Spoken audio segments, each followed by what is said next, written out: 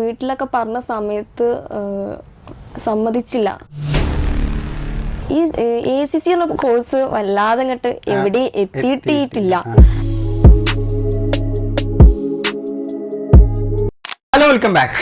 നമുക്കറിയാം ഓൾ കേരള ലെവലിൽ നടക്കുന്ന പല എക്സാംസ് ഉണ്ട്. അതുപോലെ ഓൾ ഇന്ത്യ ലെവലിൽ നടക്കുന്ന നീറ്റ് പോലുള്ള എക്സാമുകളുണ്ട്. അതിലൊക്കെ റാങ്ക് വാങ്ങിച്ച പല വിദ്യാർത്ഥികളെയും നമ്മൾ കണ്ടിട്ടുണ്ട്. എന്നാൽ വേൾഡ് തലത്തിൽ നടക്കുന്ന ACC എന്നുള്ള കോഴ്സിൽ വേൾഡ് റാങ്ക് നമ്പർ 2 വാങ്ങിച്ച മിടുക്കിയായിട്ടുള്ള ഒരു കുട്ടിയെ ഇന്നത്തെ ഷോയിൽ നമുക്ക് പരിചയപ്പെടാം. So let's welcome Rinsha to the show. Thank you sir. സാധാരണ ചെറിയ അച്ചീവ്മെന്റ്സിന് തന്നെ വലിയ സന്തോഷങ്ങൾ കാണുന്ന അല്ലെങ്കിൽ സെലിബ്രേഷൻസ് കാണുന്ന ഈ ഒരു സമയത്ത് വേൾഡ് റാങ്ക് വാങ്ങിച്ച റിൻഷ, എന്ത് തോന്നുന്നു ഈ ഒരു നിമിഷത്തിൽ? ഒരുപാട് സന്തോഷമുണ്ട്. ഒരിക്കലും എക്സ്പെക്ട് ചെയ്തിട്ടില്ല വേൾഡിൽ സെക്കൻഡ് റാങ്ക് ഒക്കെ കിട്ടുമെന്ന്. Anyway, congratulations. Thank you. ACC എന്നുള്ള കോഴ്സ് മുൻപേ റിൻഷയുടെ മനസ്സിലുണ്ടായിരുന്നോ, അതോ +2 ശേഷമായിരുന്നു ACCയെ കുറിച്ചിട്ട് ആലോചിച്ചത്? എങ്ങനെയാണ് ഈ ACC എന്നുള്ള ഒരു കോഴ്സിലേക്ക് റിൻഷ എത്തിയത്? ഞാൻ ആദ്യമായിട്ട് CA എന്ന് കേൾക്കുന്നത് എൻ്റെ ഫ്രണ്ടിൽ നിന്നാണ്. ഓക്കെ, അപ്പോൾ അന്ന് അതിനെക്കുറിച്ച് കുറച്ചൊക്കെ ഒന്ന് സെർച്ച് ചെയ്ത് നോക്കിയിരുന്നു. പിന്നെ +2 കഴിഞ്ഞ ശേഷമാണ് ഒന്നും കൂടി ഒന്ന് സെർച്ച് ചെയ്ത് നോക്കിയത്. CA എന്നുള്ള കോഴ്സാണ് ആദ്യം കേട്ടിട്ടുള്ളത്. അതെ, ഓക്കെ. അങ്ങനെ യൂട്യൂബിൽ നോക്കുന്ന സമയത്താണ് ACC, ACMA, USA, ACMA എന്നൊക്കെ കണ്ടത്.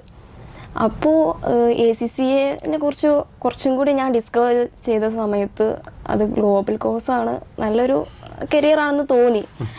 അതിനെക്കുറിച്ച് അന്വേഷിക്കാൻ തന്നെ തീരുമാനിച്ചു. പക്ഷേ എല്ലാവരോടും ചോദിച്ചാലും ആർക്കും ACCനെ കുറിച്ച് അറിയില്ല. ഒക്കെ CAനെ കുറിച്ചിട്ട് അറിയുള്ളൂ. ഇപ്പോൾ പാസ്യോളി പഠിക്കുന്ന സ്റ്റുഡൻസിനോട് ചോദിച്ചിരുന്നു, ഇവിടെ ഉമ്മയുടെ ഫ്രണ്ടിന്റെ മക്കൾ പഠിക്കുന്നുണ്ടായിരുന്നു. അവരൊക്കെ CAനെ കുറിച്ചിട്ടാണ് പറഞ്ഞത്. CA എടുക്കുകയാണെങ്കിൽ പാസ്യോളി ബെസ്റ്റ് ആണെന്ന് എന്നോട് പറഞ്ഞിട്ടുണ്ടായിരുന്നു. പക്ഷെ എനിക്ക് തോന്നി ഈ ACC എന്ന കോഴ്സ് വല്ലാതെ അങ്ങോട്ട് എവിടെ എത്തിയിട്ടില്ല. അപ്പോൾ ഒരു ഡിഫറെന്റ് ആയിട്ട് ACC എടുത്താലോ എന്ന് ഞാൻ തീരുമാനിച്ചു. അങ്ങനെയാണ് പാസ്യോളിക്ക് വരുന്നത്. അത് +2 കഴിഞ്ഞതിന് ശേഷമായിരുന്നു അതോ +2 ഓൺഗോയിങ് ആയിരിക്കുന്ന? +2 കഴിഞ്ഞതിന് ശേഷമാണ് ACCനെ കുറിച്ച് ചിന്തിച്ചത്.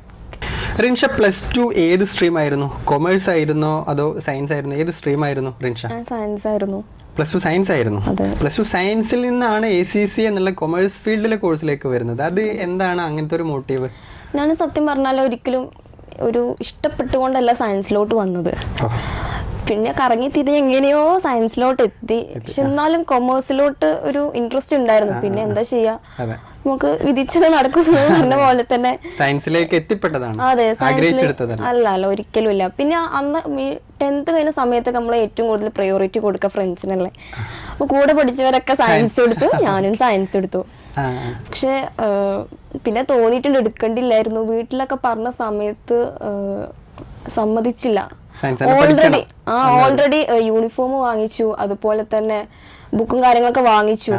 അപ്പൊ പിന്നെ ഉപ്പ പറഞ്ഞു എത്രയോ ആളുകൾ ഇപ്പൊ അഡ്മിഷൻ കിട്ടാതെ നിൽക്കുന്നുണ്ട് എന്ന് പറഞ്ഞു. ഇപ്പൊ അങ്ങനെയാണല്ലോ. അതെ അതെ അതെ. അപ്പൊ എന്തായാലും തീരുമാനിച്ചു, സയൻസ് എടുത്തു. വേൾഡിൽ തന്നെ 2ാമത്തെ റാങ്ക് കിട്ടിയെന്ന് പറഞ്ഞു. ആ റാങ്ക് കിട്ടാൻ പാസിയോളി എങ്ങനെയാണ് ഹെൽപ്പ് ചെയ്തത്? അതല്ലെങ്കിൽ എങ്ങനെയാണ് നിങ്ങൾക്ക് വേൾഡ് റാങ്ക് നമ്പർ 2 കിട്ടിയത്? ഞാൻ പഠിച്ചത് പാസിയോളിയിലാണ്. അപ്പോൾ അവിടെ ബെസ്റ്റ് ആയിട്ടുള്ള ടീച്ചേഴ്സിനെയാണ് ഇതുവരെയുള്ള എല്ലാ പേപ്പേഴ്സിനും തന്നിട്ടുള്ളത്. സോ അത് തന്നെയാണ് മെയിനായിട്ടുള്ള കാരണം നമുക്ക് വേണ്ടിയത് ഒന്നാമത് എന്താണ് ആ പേപ്പർ എന്നുള്ളൊരു നമുക്കൊരു ഒരു ക്ലാരിറ്റി വേണം. അതെന്തായാലും മസ്റ്റാണ്. സോ നല്ല ടീച്ചേഴ്സാണ് തന്നിട്ടുള്ളത്. നല്ല ഡൗട്ട്സും കാര്യങ്ങളൊക്കെ ക്ലിയർ ചെയ്ത് തരുന്ന നല്ല ടീച്ചേഴ്സാണ് തന്നിട്ടുള്ളത്. പിന്നെ വേറൊരു പാസിബിളിക്കായിട്ടുള്ള വേറൊരു പ്രത്യേകത എന്ന് വെച്ചാൽ ഡെയിലി എക്സാംസ് എടുക്കുന്നുണ്ട്. ഇപ്പോൾ ഫസ്റ്റായിട്ടൊരു അഡ്മിഷൻ എടുത്ത് ആദ്യമായിട്ട് ഇങ്ങനെ ഒരു എക്സാം ഡെയിലി നടക്കുന്ന സമയത്ത് എന്താ പറയുക, ഭയങ്കര ഒരു ബുദ്ധിമുട്ട് തോന്നിയിട്ടുണ്ടായിരുന്നു. കാരണം എനിക്ക് കുറച്ച് ഡിസ്റ്റൻസ് വരുന്നുണ്ട്, വീട്ടിൽ നിന്ന് കുറച്ച് ട്രാവലിംഗ് വരുന്നുണ്ട്. അപ്പൊ പഠിക്കാനൊക്കെ കുറച്ചൊരു ബുദ്ധിമുട്ട്, വീട്ടിലെത്തുമ്പോൾ ലേറ്റ് ആവും. പക്ഷെ എന്താന്ന് വെച്ചാൽ ഭയങ്കര ഹെൽപ്ഫുൾ ആണ് നമുക്ക്. പിന്നെ നമ്മളെ എക്സാമിന് പ്രിപ്പറേഷൻ ചെയ്യുന്ന സമയത്ത് നമുക്ക് അതിന്റെ വാല്യൂ മനസ്സിലാക്കാൻ പറ്റത്തുള്ളൂ. ആ ശരിക്കും ഡെയിലി എക്സാമിന്റെ ഒരു വാല്യൂ. സോ ഡെയിലി എക്സാംസ് നടത്തുന്നത് ഭയങ്കരമായിട്ടുള്ള ഹെൽപ്ഫുൾ ചെയ്തിട്ടുണ്ട്. ACC എന്നുള്ള കോഴ്സ് +2 കഴിഞ്ഞിട്ട് ചെയ്യാണോ അതോ ഡിഗ്രി കഴിഞ്ഞിട്ട് ACC എന്നുള്ള കോഴ്സ് ചെയ്യാണോ ഏറ്റവും നല്ലത്? അങ്ങനെ ചോദിക്കുകയാണെങ്കിൽ ഞാൻ +2 കഴിഞ്ഞിട്ടാണ് ACCയിലോട്ട് വന്നത്. +2 കഴിഞ്ഞിട്ടാണെങ്കിൽ 3 വർഷം കൊണ്ട് നമുക്ക് ACC കംപ്ലീറ്റ് ചെയ്യാം. ഇനി ഒരു കുട്ടി ഡിഗ്രി എന്നാണ് വരുന്നതെങ്കിൽ നമുക്ക് 2 വർഷം കൊണ്ടും കംപ്ലീറ്റ് ചെയ്യാം. ഓക്കെ, അപ്പോൾ +2 കഴിഞ്ഞിട്ട് വരുന്ന സമയത്ത് കുറച്ചും കൂടി നമ്മൾ എഫേർട്ട് ഇട്ട് ചെയ്യേണ്ടി വരും. കാരണം ഒരു പ്രൊഫഷണൽ കോഴ്സാണ്. നമ്മൾ ഇതുവരെ കണ്ട ഒരു +2 +1 അല്ല ഇനി അങ്ങോട്ടുള്ളത്. ഓക്കെ, അപ്പോൾ പ്രൊഫഷണൽ കോഴ്സ് ആകുമ്പോൾ അതിൻ്റെതായിട്ടുള്ള കുറച്ച് എഫേർട്ട് നമ്മൾ ഇനീഷ്യലി നമ്മൾ കൊടുക്കേണ്ടി വരും. +2 കഴിഞ്ഞിട്ട് ചെയ്യണം, ഒന്നുകൂടെ ഇയറും കൂടെ സേവ് ചെയ്യാൻ നല്ലതാണ്. അതെ, നിങ്ങൾ എഫേർട്ടും കൂടി ഇടാൻ തയ്യാറാണെങ്കിൽ +2 കഴിഞ്ഞിട്ട് നിങ്ങൾ ACC ചൂസ് ചെയ്യുന്നതാവും ഏറ്റവും ബെറ്റർ ഓപ്ഷൻ. +2 സയൻസ് കഴിഞ്ഞ് വന്നാൽ ACCA ബുദ്ധിമുട്ട്, അതല്ലെങ്കിൽ +2 കൊമേഴ്സ് കഴിഞ്ഞ് വരുമ്പോൾ ACCA ഈസി, അങ്ങനെ ഒരു സംഭവം ഉണ്ടോ? ഇല്ല, അങ്ങനെയില്ല. കാരണം എന്താ വെച്ചാൽ നമ്മളിടുന്ന എഫേർട്ടാണ് വേണ്ടിയത്. അല്ലാതെ ഞാൻ കൊമേഴ്സ് ആയിരുന്നു അല്ലെങ്കിൽ ഞാൻ സയൻസ് നിന്നാണ് വന്നത് എന്ന് വിചാരിച്ചിട്ട് നിങ്ങൾ ACC എടുത്തു. ആളുകളുടെ ഇടയിൽ കൊമേഴ്സ് എടുത്താലേ ACCA ചെയ്യാൻ പറ്റൂ എന്നുള്ളൊരു ധാരണയുണ്ട്. അത് തെറ്റാണ്. അതെ, കാരണം നമ്മൾ ഇനീഷ്യലി, ഞാൻ പറഞ്ഞല്ലോ നേരത്തെയൊക്കെ പറഞ്ഞ പോലെ തന്നെ, നമ്മളൊരു എഫേർട്ട് ഇനീഷ്യലി കൊടുക്കണം. നമുക്ക് വേണ്ടതെന്ന് വെച്ചാൽ ആ പഠിക്കാനുള്ളൊരു സ്ട്രക്ചറാണ് നമുക്ക് സത്യം പറഞ്ഞാൽ വേണ്ടത്. അതെങ്ങനെ നമ്മൾ മനസ്സിലാക്കിയെടുക്കണം.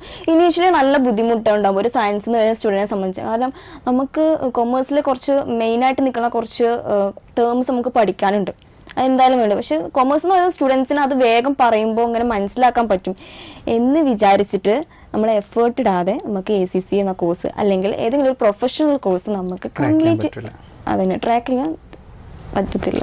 സയൻസിന് വന്നതുകൊണ്ട് തന്നെ ഞാൻ ഇനീഷ്യലി നല്ല എഫേർട്ട് ഇട്ടിട്ടുണ്ട് ACCക്ക് വേണ്ടിയിട്ട്. സോ അതുകൊണ്ട് തന്നെ എനിക്ക് ഫസ്റ്റ് 4 പേപ്പറിൽ 90+. 4 പേപ്പറിലും 90+ ഉണ്ടായിരുന്നു അല്ലേ? അതെ. ഓ, വെരി ഗുഡ്. ACC എന്നുള്ള കോഴ്സ് ടഫാണെന്ന് പല ആളുകളും പറയുന്നത് കേട്ടിട്ടുണ്ട്. റിൻഷക്ക് ACCനെ കുറിച്ചിട്ട് എന്താണ് പറയാനുള്ളത്? അതല്ലെങ്കിൽ എന്താണ് റിൻഷക്ക് ഫീൽ ചെയ്തിട്ടുള്ളത്? ഇപ്പോൾ സയൻസ് സ്ട്രീം എന്ന് വരുന്ന സമയത്ത് എസ്പെഷ്യലി നമുക്ക് തോന്നിക്കും കുറച്ച് ടഫാണെന്ന്. കാരണം നമ്മൾ കൊമേഴ്സ് എന്ന് പറയുന്നത് ഡിഫറെൻ്റ് ആയിട്ടുള്ളൊരു ഇൻഡസ്ട്രി തന്നെയാണ്. പക്ഷേ നമ്മൾ ഫസ്റ്റ് ഒരു എഫേർട്ട് എടുക്കാൻ നമ്മൾ തയ്യാറാണെങ്കിൽ നമുക്ക് സ്മൂത്തായിട്ട് മുന്നോട്ട് പോകാം, യാതൊരു കുഴപ്പമുണ്ടാവില്ല. കാരണം നമുക്ക് പഠിക്കാനുള്ള സ്ട്രക്ചറാണ് നമുക്ക് വേണ്ടത്. ഓക്കെ, അല്ലാതെ ഇത് സയൻസിൽ നിന്ന് വന്നതല്ലേ ടഫായിരിക്കും, എന്നെ കൊണ്ട് പറ്റില്ല, അങ്ങനെ നമ്മൾ വിചാരിക്കരുത്. എഫേർട്ട് എടുത്താൽ നമ്മൾ ഇനീഷ്യലി ഒരു എഫേർട്ട് ഇട്ട് കൊടുത്താൽ പിന്നെ അങ്ങനെ സ്മൂത്തായിട്ട് നമുക്ക് എല്ലാ പേപ്പേഴ്സും ഈസി ആയിട്ട് കവർ ചെയ്യും. ഓക്കെ, +2 ഇപ്പോൾ പഠിച്ചുകൊണ്ടിരിക്കുന്ന +2 കഴിഞ്ഞിട്ട് ACC എടുക്കണമെന്ന് ആഗ്രഹമുള്ള കുട്ടികളോട് എന്താണ് റിൻഷക്ക് പറയാനുള്ളത്? ഇപ്പോൾ എന്നോട് തന്നെ ഒരുപാട് കുട്ടികൾ ചോദിച്ചിട്ടുണ്ടായിരുന്നു ACCയെ സയൻസിന് ശേഷം ACC ചൂസ് ചെയ്യുകയാണെങ്കിൽ എങ്ങനെ ഉണ്ടാവും എന്ന് ചോദിച്ചിട്ടുണ്ട്. എന്നോട് സയൻസ് ആയാലും കൊമേഴ്സ് ആയാലും പറയാറുള്ളത് ഒരൊറ്റ വാക്കേ ഉള്ളൂ, എഫേർട്ട് ഇനീഷ്യലി ഇടണം. ഇനീഷ്യലി നിങ്ങൾ എഫേർട്ട് ഇട്ട് അതെങ്ങനെ പഠിക്കണം, അതിൻ്റെ സ്ട്രക്ചർ നിങ്ങൾ നല്ലവണ്ണം മനസ്സിലാക്കിയെടുക്കണം. എന്നാൽ നിങ്ങൾക്ക് സ്മൂത്തായിട്ട് നിങ്ങൾക്ക് ACCയെ പാസ്സാകും. അല്ലാതെ ഇതൊരു ടഫസ്റ്റ് കോഴ്സാണ് അല്ലെങ്കിൽ ഇതൊരു ഈസി ആയിട്ടുള്ളൊരു കോഴ്സാണ് ഞാൻ ഒരിക്കലും പറയില്ല. കാരണം നിങ്ങളെ എഫേർട്ടിനനുസരിച്ചിട്ടേ നിങ്ങൾക്ക് മുന്നോട്ട് പോകാൻ സാധിക്കത്തുള്ളൂ.